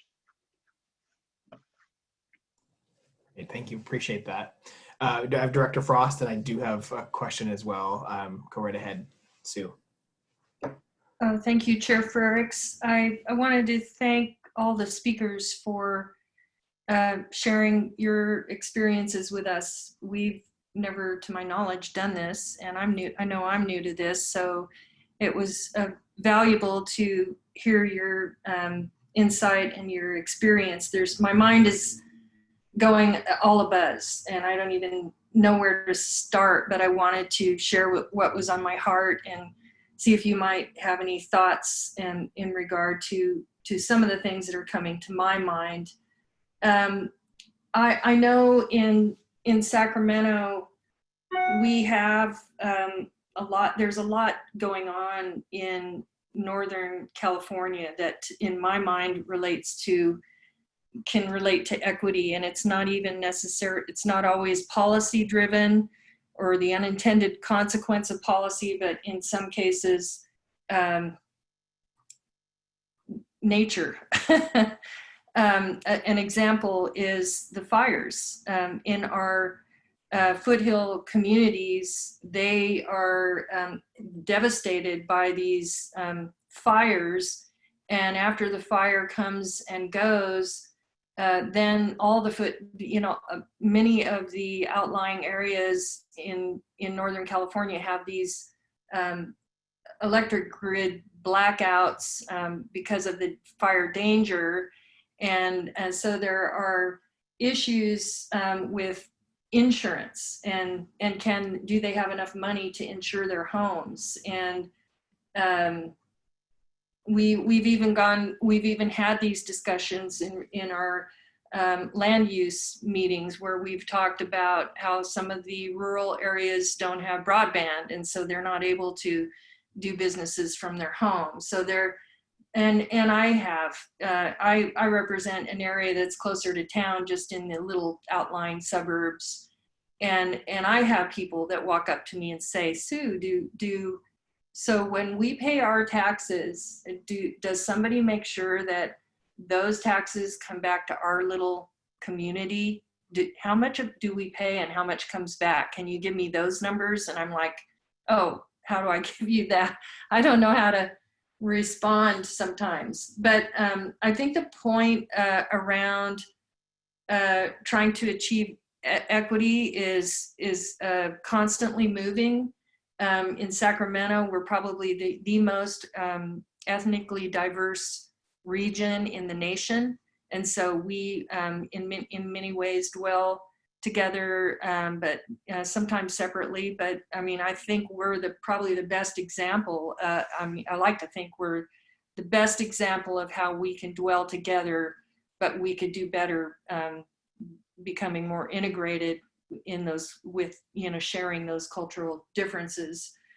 So the question then comes, in your work, are you looking for opportunity or results? Because, and the reason I ask that, it's difficult to measure, it's difficult to deliver results when you're thinking about equity and equality. It's difficult to, and the economy, it's difficult to take from one person to give to another. So I'm just trying to go back to the simple, I guess the simple economics of it is, how do you measure what is equitable? I think that's a question that while we're having this conversation, how do we design better communities so we don't have, an area that has bad air quality because that's where all the busiest streets are? How do we do a better job at that? Or how do we do this, and how does it relate to transportation and housing, and how can we make it more equitable for all? I think that's something it's on my mind. And I just wanted to ask if you've had those conversations, if those conversations have come up. Great, thank you very much, Sue, for your comments, and I appreciate either Dawn or William being able to respond to that. And then Director Spokley has a question after that. Right. That's a great question. And the answer, are we looking for opportunities or are we looking for results? And I think the answer is both. And that's not a cop-out. When thinking of the type of organization that we are as a regional council, so much of what we do is medium and long-term planning and visioning. And so a lot of what we are working on is making sure over time we're building those voices in, and it's shifting our planning work so that we're opening those opportunities in the long term. A lot of what we do as regional councils, we might not see in our careers or our lifetimes, the pure results. But Dawn said it earlier, the mantra that we follow here is, if you can't measure it, it doesn't matter. Or when we're looking for results, we're looking to make sure that in our plans, if we identify equity goals or those type of things, that we're putting them in our performance metrics. When we're looking at our different committees that have their own agendas, like our what we call our sustainability agenda or our policy advocacy agenda, that we're very specifically calling out actions that we can point to, so that either we've accomplished the action or that we're measuring a result in the transportation system or in our work in sustainability or housing or whatnot, so that we're playing the long game in both. The last thing I'll say is a real tangible way to do that, and again, Dawn had mentioned this, is dollars don't necessarily equal results, but they certainly speak loudly and they speak with impact. And so as our organization, we've invested more funding in making sure we've got the staff and the expertise to do these things. But we're also looking at how in the grants and the federal funds that we help administer, how those dollars are connecting to communities, both rural and urban, that haven't seen them before. That's not an easy or a super clear process, but that's something that we're very much committed to, and we're trying to show those results by shifting some of the funding to make sure we're addressing these problems. Dawn, I don't know what you might add to that, but that's the approach the city has too, I believe. Yeah, the only other thing I would offer is, as we think about these issues that we're all trying to wrestle with around social justice and racial equity, just to remember that we didn't get here overnight, that it's hundreds and hundreds of years of the creation of systems that got us to this place. And while there is certainly a sense of urgency, to also remember to give ourselves some grace as we're trying to undo these systems, if you will. So the goal, in my opinion, is to move towards results.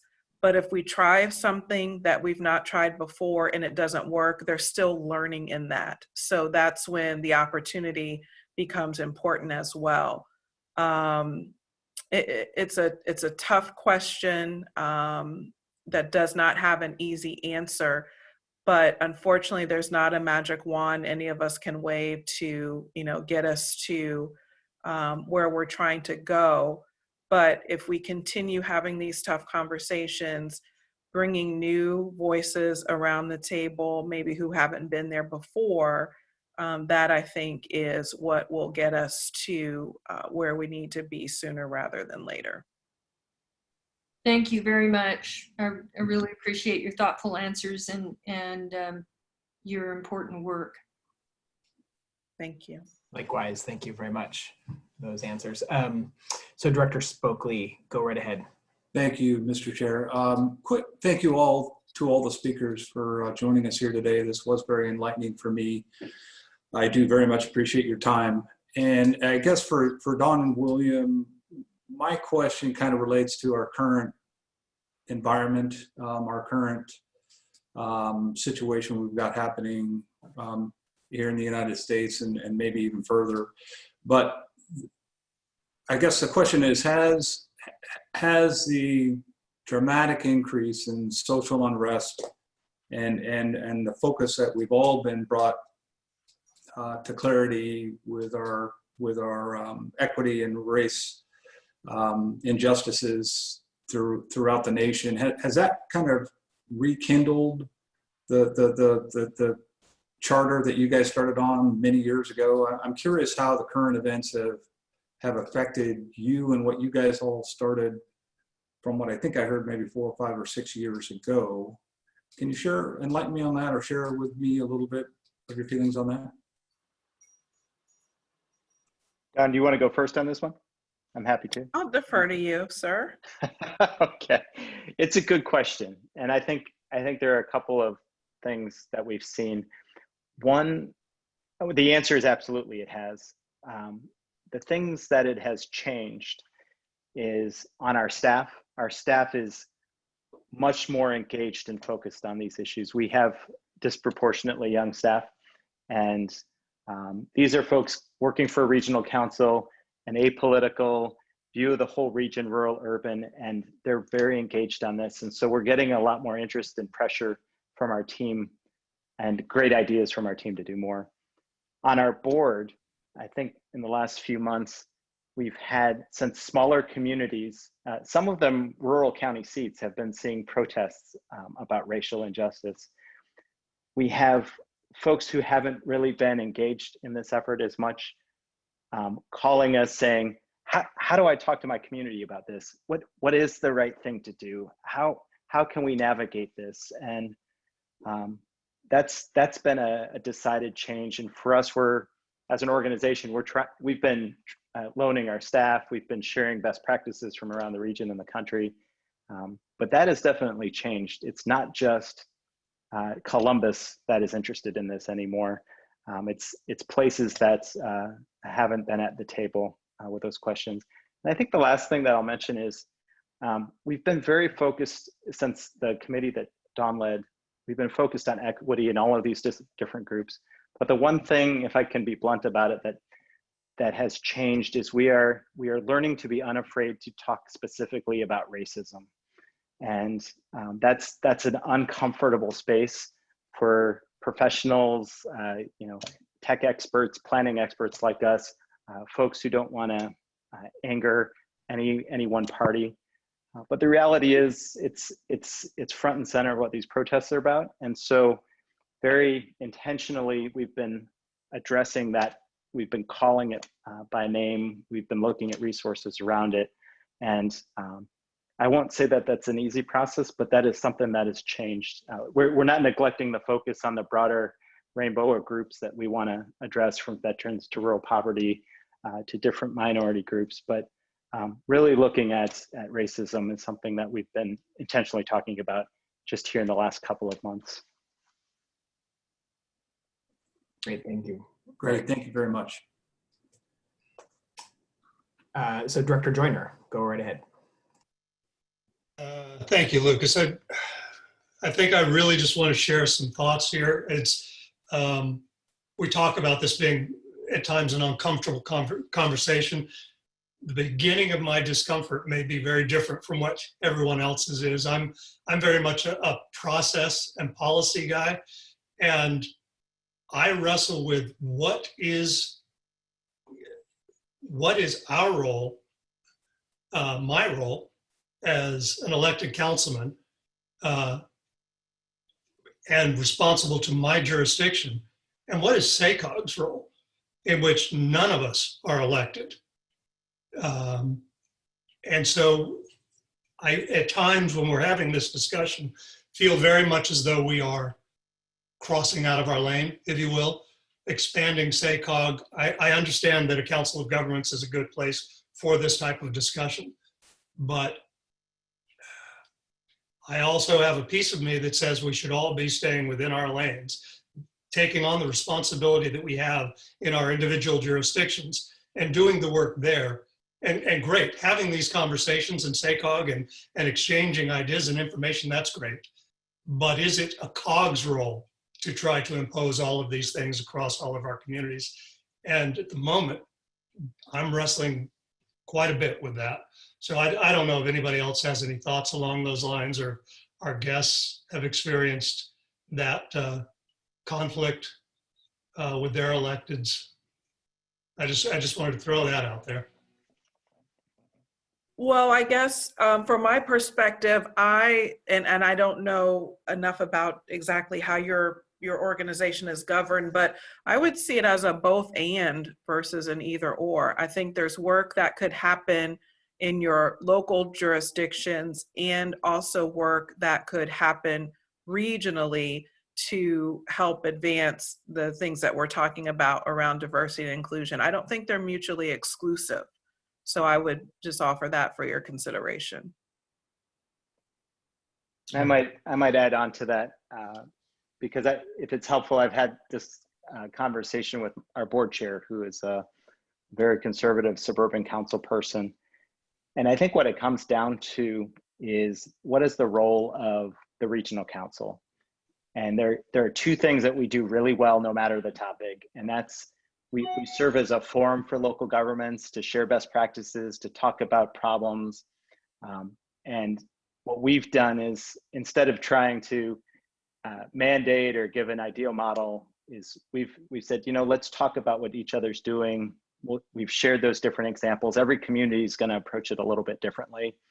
And so we've tried to make ourselves the home, like we would on any other issue, of, well, here's what communities in our region are doing, here's what other communities are doing.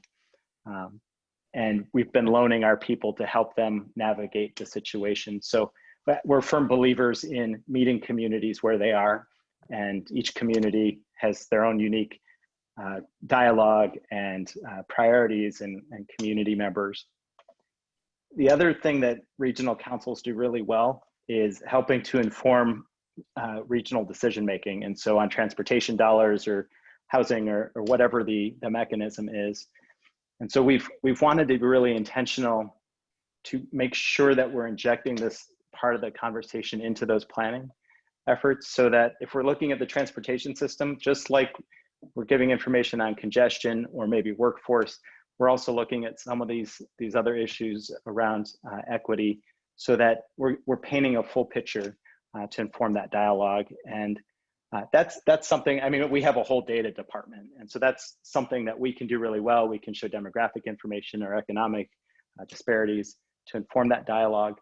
So it's really helpful. Like I completely understand depending on who you are, you may want to do different things and you may be motivated, but you have to think about what's the role of the regional council. And we've seen it as a resource and a way to make sure that we're informing those important regional planning efforts.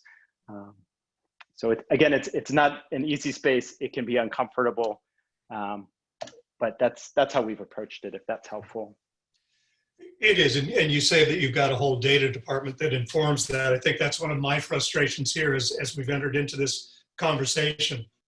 I've not been handed any data to inform me along these lines. I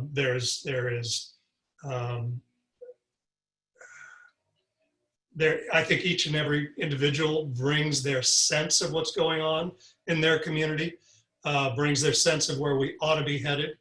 But I don't have any hard data I can pick up and look at that will inform me as to the past practices of the organization, the current practices of the organization as they might be affecting communities of color or disadvantaged communities. I don't have any of that. And that's not a knock on staff. I know they're trying to get it to me. So I don't know if you have that much more advanced than we currently do, or just what, but I'm still trying to get off the launch pad here in a lot of this conversation, and still trying to define what is my role as a SACOG board member, what is my role as a councilman, and what is our role together. So thank you. Great, thank you, appreciate that. Director Gallardo has a question, and then actually if there's any other questions, just please raise the hands now so I can say, oh yeah, good, I see Director Frost again. So we'll do Director Gallardo, then Director Frost, and then we're gonna wrap things up. Thanks so much. Thank you. Just real quickly, obviously this year has been beyond stressful, and we're seeing that in our communities, just the uncertainty and the level of stress. With this election coming up, are there tools that we can use to try to reassure our communities? And how do you see that the outcome of the election may impact this mission?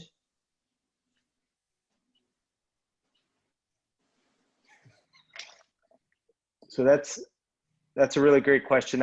I'll try to answer it the best that I can, because I know that the election is certainly front and center in everybody's mind right now. To be frank, we don't think, and Dawn may disagree with me on this, but we don't think that the trajectory of the work that we're doing is going to change the work we're doing when it comes to equity and racism. We don't think that's going to change with the election. And the reason I say that is because it didn't start that way, and it's based on the information we have, and it's based on the conversations we've had, and a whole lot happens in Washington, D.C. That does affect us when it comes to dollars, but when it comes to what our local governments have said they need and what we see on the ground, this is an effort we started in a Democratic presidential administration, and then we enhanced it and dove deeper in the current Republican administration. Our board is made up of Trump supporters and Biden supporters and a bunch of bureaucrats too, and I mean that lovingly. But the efforts we don't think stop. And I think that's something that we're really, really focused on is, we'll adapt, we'll follow what's happening in DC, but that doesn't change the fact that, I have 50 some members from rural communities and 50 some members from urban communities that we have to work with every day. So, and what we've heard from our community is they want us really to have our head on the ground, or our head focused on what's happening on the ground and the issues that they're facing. So that's where we are. I don't know if Dawn has a perspective on that, but that's the way we would address that. I do have a perspective, but I will be politically correct in this conversation. I will say that just as any election, there will be a cohort of people whose candidate wins, and there will be a cohort of people whose candidate loses. I think the opportunity for us, regardless of what candidate you're backing, is what we do on November 4th and beyond. How do we move forward regardless of who is the successful person as it relates to the federal, the highest office in the land, if you will, but also what we emphasize in our community, and I would imagine yours as well. There's a full ballot of all kinds of issues, state, county, local, and let's not get so wrapped up in only what's happening nationally that we lose sight of those local issues and ordinances and candidates that we need to be focused on as well. Thank you. Yeah, appreciate that. Sue, did you want to go ahead, Director Frost, and then we'll. Oh, yes. Thank you, Chair. I just wanted to thank Paul. A lot of those thoughts have gone through my mind as well, so I appreciate that you shared your thoughts. And I wanted to ask Chair Frerichs if we will have some data-driven, will we be informed? Like when I started down this path, what I had in my mind was that we were going to learn about the demographics, the air quality, the number of accidents, the number of murders, I thought we were going to pinpoint,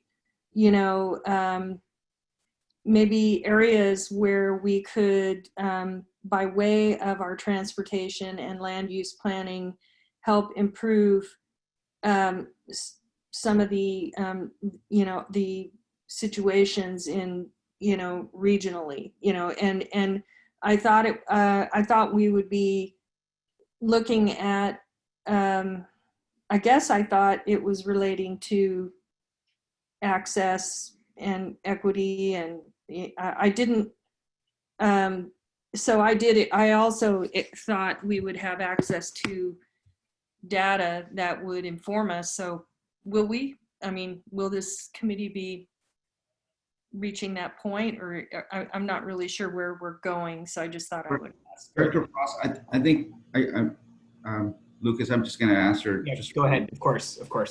And I think we did intentionally slow down a little bit and work and put together what we're calling the racial equity audit that was presented earlier by Monica. And so that's one of the things that we want to do and ensure that we get a sense from the entire organization and our agency and create that audit that's going to inform us on where we're at and who we are as a region, kind of starting with that initial question of who we are. And then second, our charge specifically talks about assuring that we look at data and information. And so I know that this task just started a few months ago, and I know that our charge that we just passed this past month includes assuring that we have the information, the data.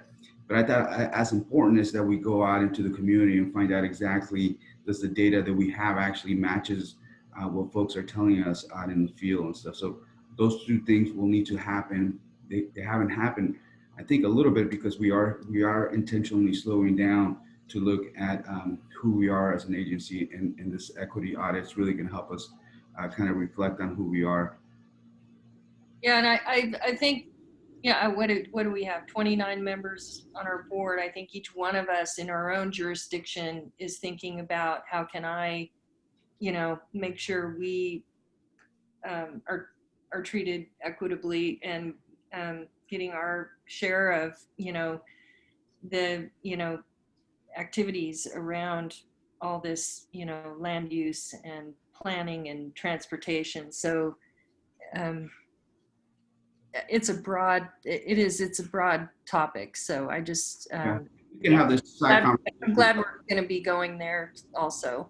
It has to do with prioritization, given that we don't have all the resources in the world to be able to give everyone, all they need. So we have to prioritize. And part of the question is if we prioritize without taking a look at some of those communities that have been left behind for a long time, we could just kind of create, we're not really focused on actually creating, that resilient region that we want. It's not just a resilient city or a neighborhood, but we're looking at resilient entire region for us. So I think the work and the conversation that we'll have and continue to have needs to have that back and forth that you're kind of expressing, but we also need to look at how we also look at the entire region and all the populations within. Thank you. No, thanks for that back and forth. Appreciate it. And Director Joyner, and then I'm going to close things out. We have to do public communication as well. Yeah, thank you, Lucas. Just really quickly, coming off of what Ricky said, from my perspective, I want the data to drive the conversation. I don't want us going out and seeking additional data that will lead us to a hoped for outcome.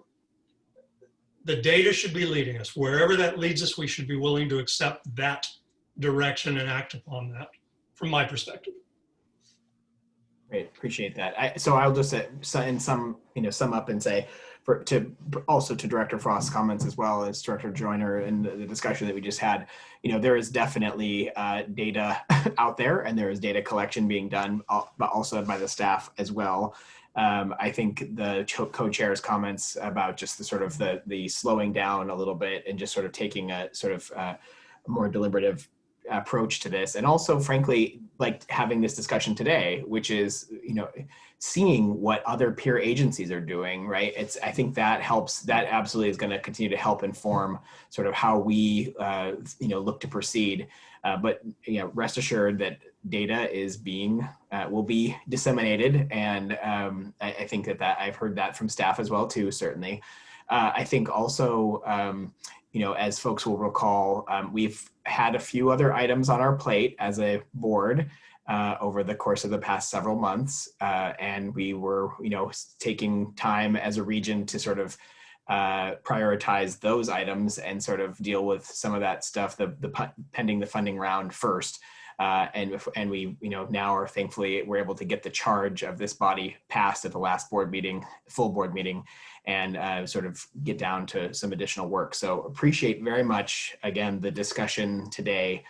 Thank you to Dawn and William and Kome and Rex, who had to leave earlier, but thank you so much for joining us today. We greatly appreciate your participation and really the insights and all that you're doing in Mid-Ohio. Thank you for that. Thank you. All Thank the best. you. Glad to be with you. Thank you. Yeah. See you well. With that, we'll move along to public communications, just checking in with Lynette. Any public communications for us, a couple folks on out there that are attendees? No, Chair Ferrix, I don't have any public comment. Okay, thanks so much for that. Appreciate it. So everyone else, thanks so much for your participation today. I certainly learned a lot. And the next meeting of this body is scheduled for November 9th, a little over a month from now. So thank you all, and we'll stand adjourned. Appreciate your time. Be safe and healthy. Thank you.